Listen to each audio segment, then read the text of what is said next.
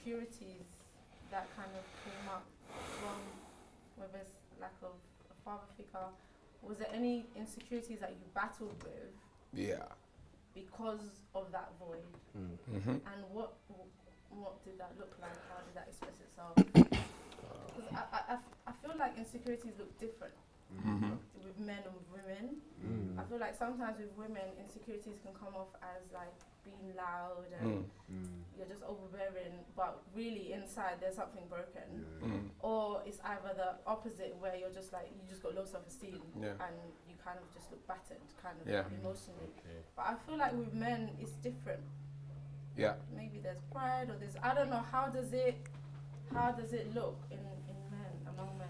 I think my insecurities surfaced when I got married. I think that was my biggest thing. Like, getting married was where the insecurities came, because I subconsciously, and till today in my mind, I still have that thing where I don't ever want my wife to kind of have a certain look that I was also accustomed to in her eyes. Do you get what I'm saying? So I pursued, and I say pursued because I had to also get over that.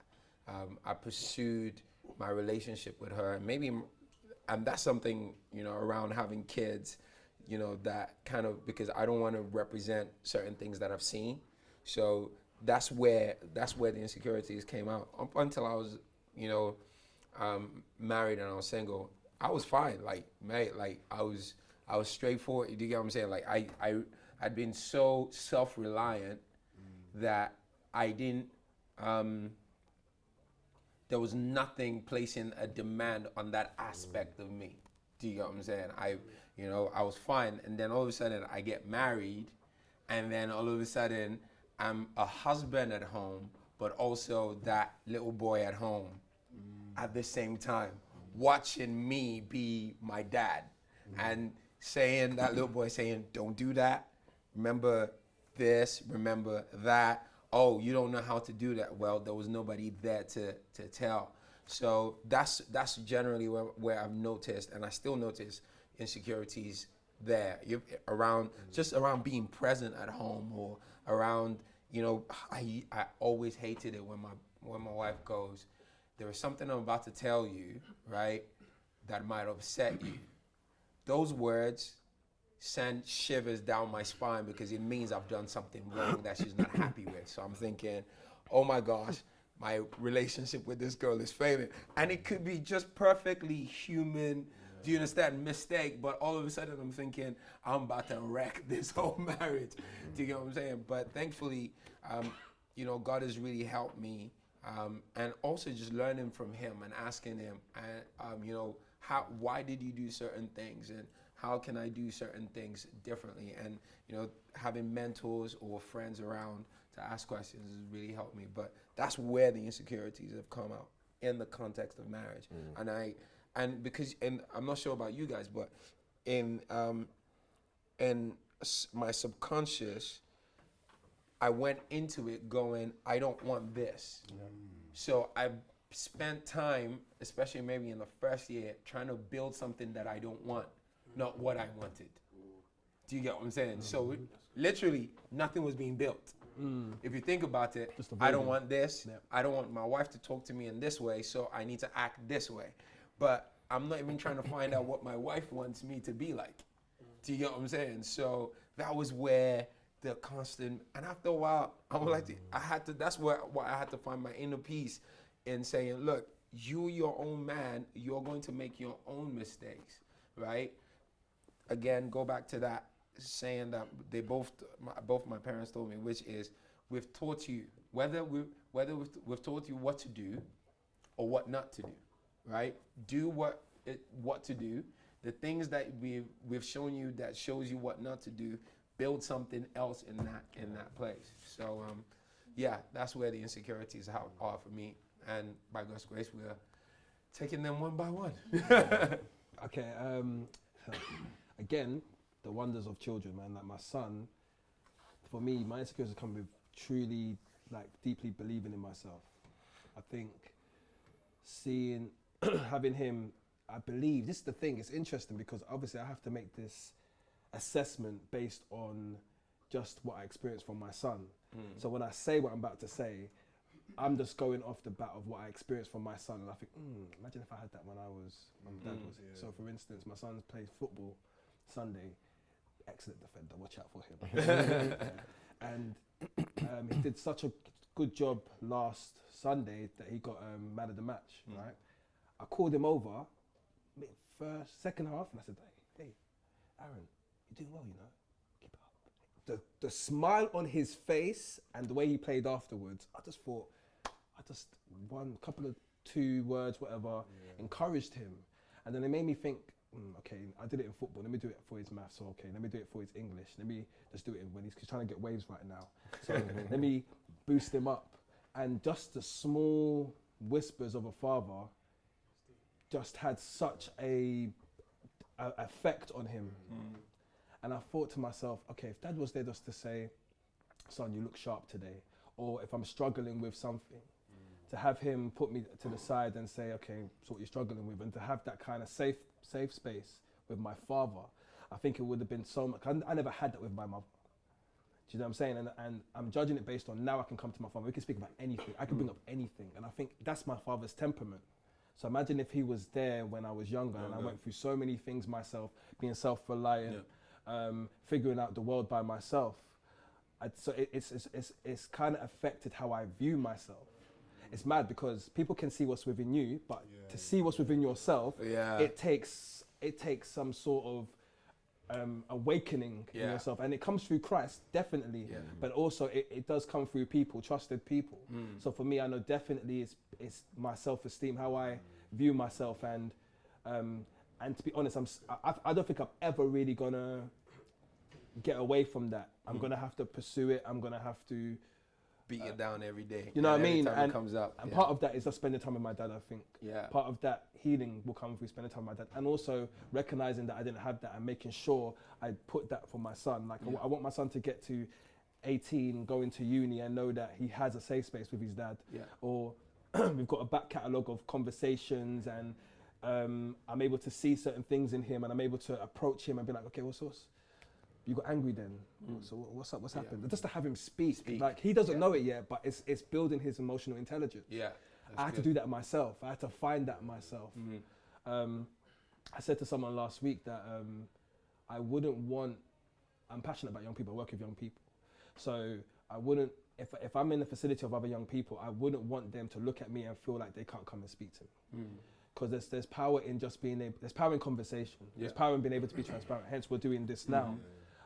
But my thing is that inadvertently, I know people say going gym or speaking loudly or having your chest up and whatever builds self-esteem, but really conversation does it. So many things will connect, and healing can happen just through being open.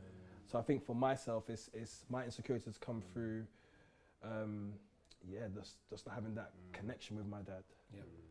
I would agree to that self-esteem thing is true. And what you said, I can just say everything, like I agree with everything you said, because people can see you at a certain level, but you just see yourself small constantly.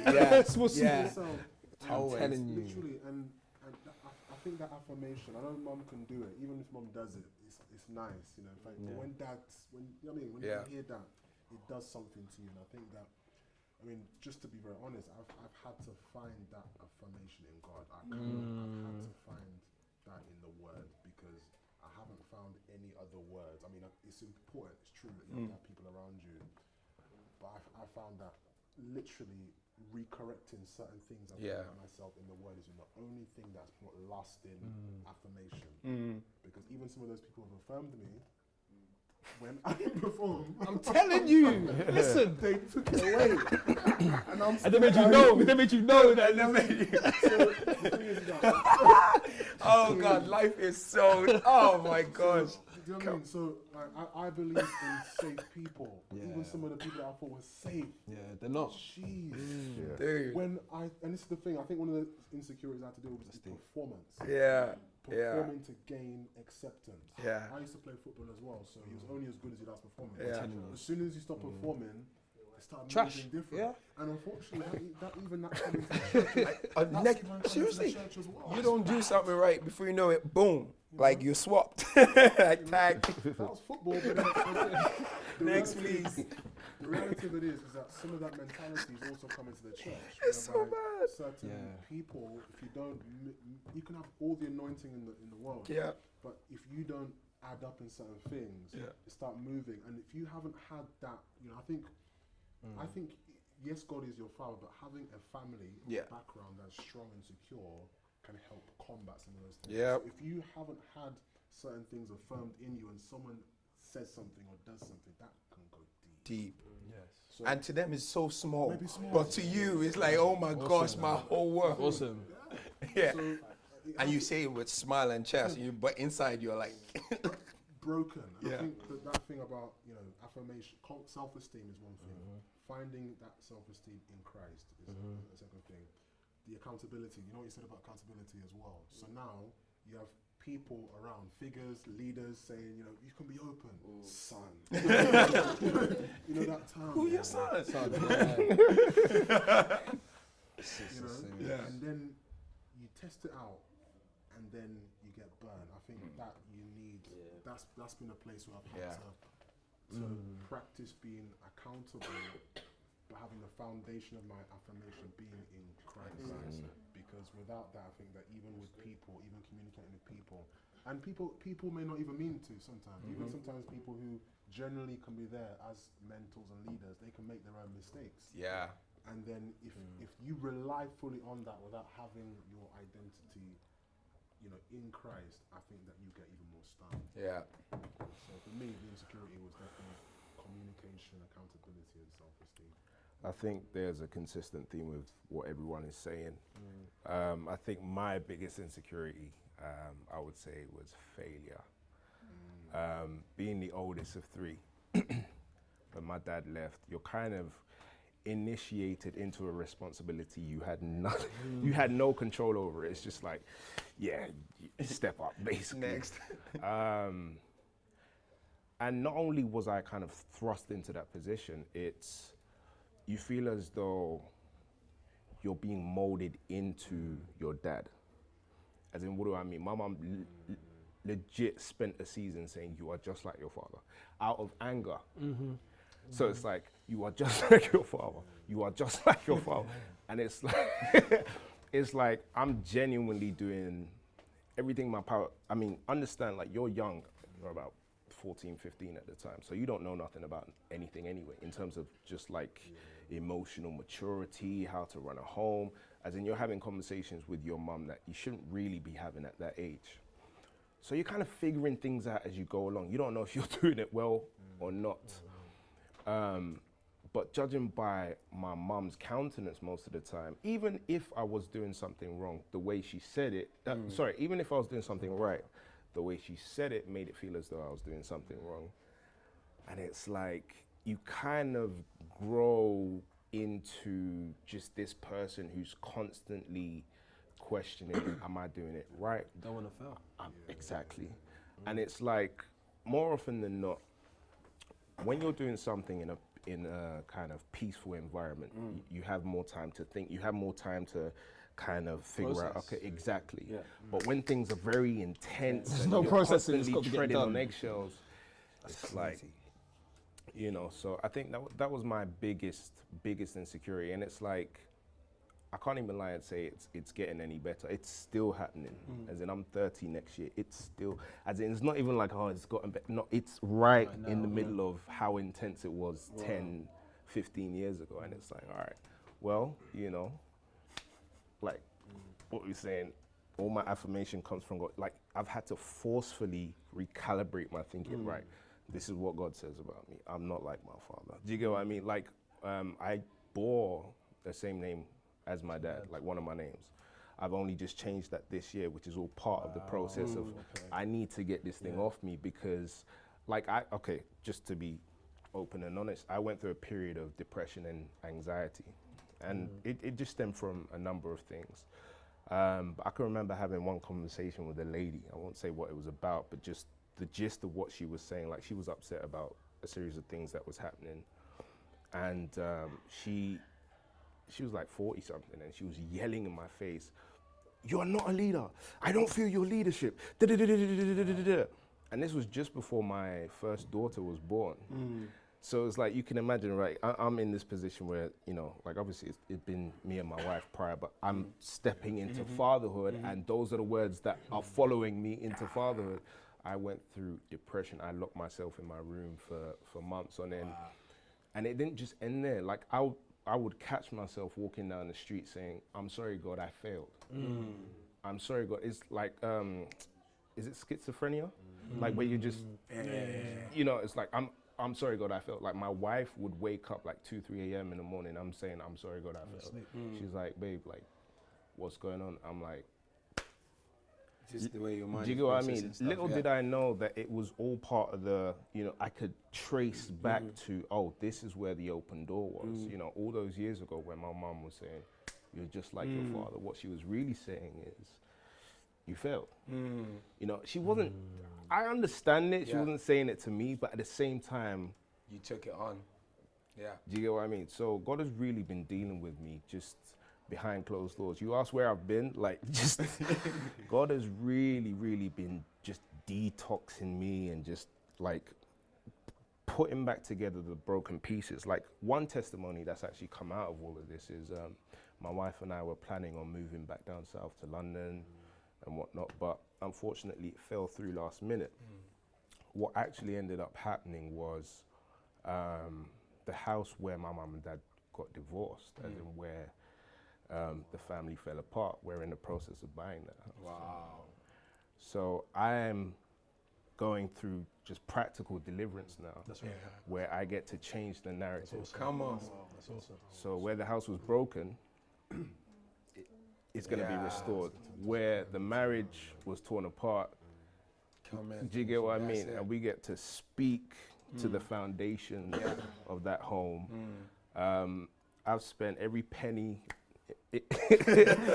just renovating and restoring the house. But, you know, as in, I recently celebrated 8 years of marriage, and Come like on. just people that have been married after me, houses, cars, kids, everything. I'm like, yo, I'm not even on the property ladder yet, you know. But to be able to buy the house where it all went wrong means so much more. Do you get what I mean? Like that's worth 10, 20 houses to me, you know. So that was my biggest insecurity, but God's done a work now. So yeah. Can I just throw a question in here, right? And this is formed my thinking for probably, I'll say, the last 6 months, right? At one point, do we cut off the forgive me, the words. Okay, at one point, do we let go of the idol of our father's failings and now begin to walk in the fullness of today for the generation coming behind, in front of us? Because they're about to, right? Do you get what I'm saying? They're about to lost legs. Yeah. Right? They've ran their race. Some we could argue, and if we all had them around the table right now, they're gonna say, "Look, I tried my best." Do you understand? So at one point, is it letting go of that moment? Not that I'm saying, you know, it wouldn't burn, but letting go and moving on to speak to that next generation. And I think what you were doing and that practical movement is so powerful. So like at one point, do we let go and just go, look, I own my mistakes, and now I'm solving them? You know, there's one statement that I love. It goes, what happened is not your fault, but how you respond is your responsibility. Yeah. I think that there shouldn't be any point whereby we should quote unquote blame them and allow that to be the reason why our life is like this. Shit. But I think we have to be honest about the consequences of those decisions and be aware of the process that we need to go through, no matter how long or how short needed. It varies from person to person. That's a good word. If it's a day, if it's a month, some people are still in it. If it's for a year, you know, being aware of the process to recover, to be able to then be in a position to transfer That's it. the things. I Yeah. think that, I don't believe the plan is that any of us should take in our minds that, I'm like this because of dad, this is who I am, chip on your shoulder, I love the statement, rather than getting bitter, get better. How can I get better? Think forward, What can I do? I think that it's so important to have that. I don't think you can say, it take 3 months. Yeah. Or this time, because some of the stuff that you guys have been through, I'm thinking, boy, hearing what you just said now, honestly, I'm thinking, Lord, if that was me, there's a certain kind of prayer that someone needs to handle that, because that is literally, although you said it casually or joking, that's so deep, because you've literally taken the decision to move forward while being made aware of the different resentments that come through that journey. For somebody else, they can't do that. They need a period of time and then be able to approach it. So I think the man determines the process. That's it.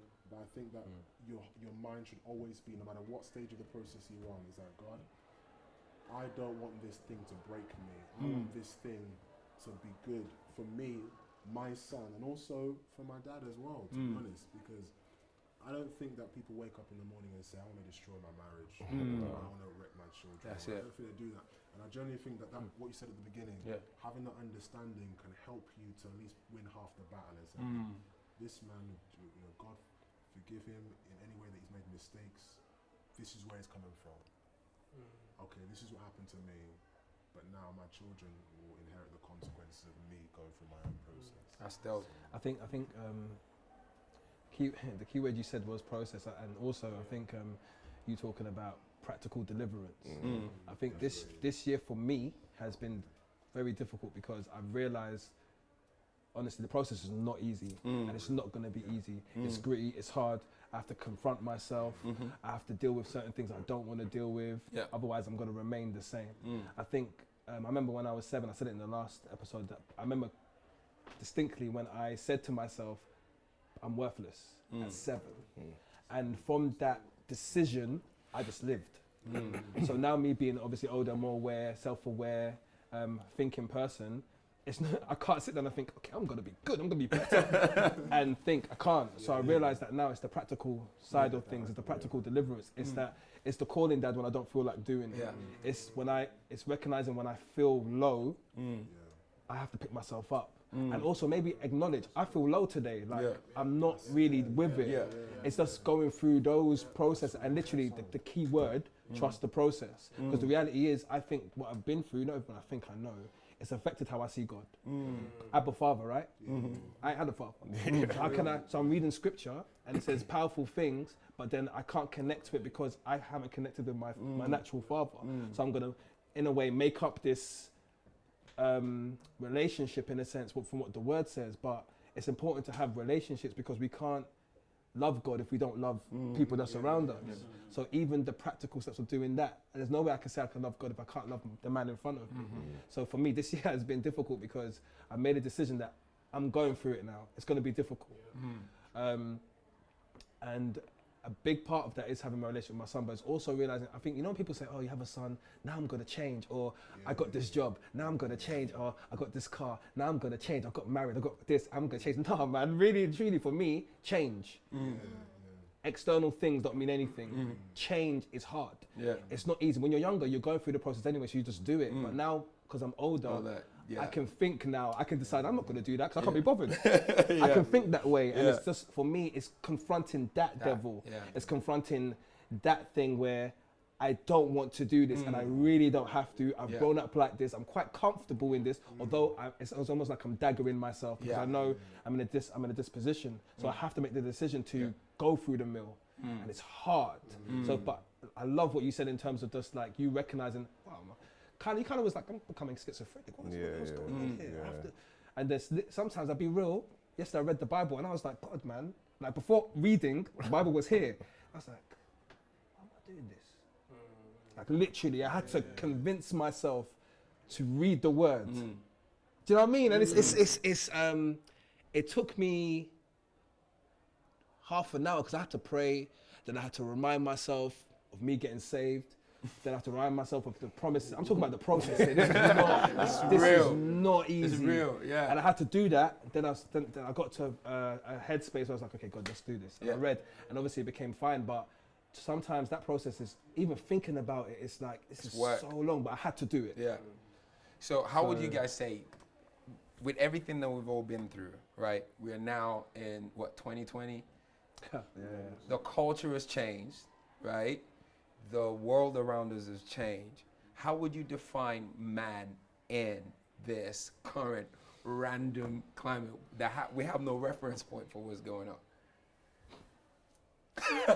As in being masculine or just being a man that is a husband, a man that is a worker, a man that is in a relationship, a man that is a leader in church.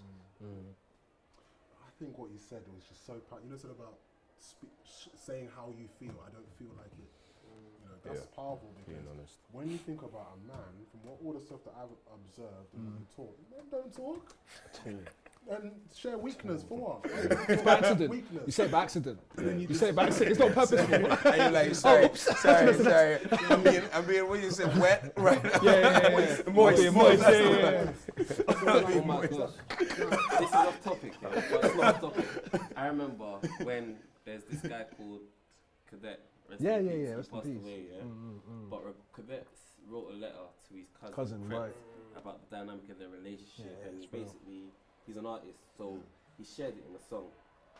And I just remember, I think it was me and probably like 3 or 4 of my boys, and we were chilling in the house and it was playing. And one of the guys just like, this guy's moist, can't he just phone his cousin? And but it's so real. it was, you can't. Had to put it in music form. He put it in the music. He had And to. It's just literally a thing That's of it. being moist, being wet, being emotional. Like you start getting looks like, bro, is everything okay? This is Healing, the thing. man. This is the thing. Like, so a lot of men want to speak, say things, but silence is the language. This is literally. it. So I think that, I don't know if this answers the question for you, but I think being emotionally available has been the biggest journey. You said that conversation. I think, because I never used to be able to speak. You ask me, am I fine? I'm fine. Yeah. You don't need a language for certain things that are going on in your mind, but then certain friends and then men to start to push certain things out of you, then you start to take the risk of saying how you're actually feeling. That, for me, was the beginning, I feel, of starting to embrace this, manhood identity. Yeah. Being able to articulate, I'm strong, but also, when I'm not feeling it, to say it. That for me was a lot of strength. It actually takes strength, to be honest. Yeah. Because that moist thing is real. Because I remember there was a period of time where I started journaling, renting someone to start journaling. That's it. And then what you said about the feelings, so certain feelings would arise. That is wet. Do you get what I'm saying? So you just sort of like, rebuke it. Do you get what I'm saying? I pick my feet. Cast you down. But like, you have to be honest, and it sort of caps your relationship with God, because there's only to a certain degree which you can open up to God if you're not willing to. Do you get what I'm saying? Because you're just like, you know what, I'm not gonna delve into that because it is moist, because them feelings, it's not. Do you get what I'm saying? So it began to hinder my growth and my relationship with God. And I always say, God always says to me, what makes a secret place secret? I'm a secret place. The fact that there's secrets. That's right. Do you get what I'm saying?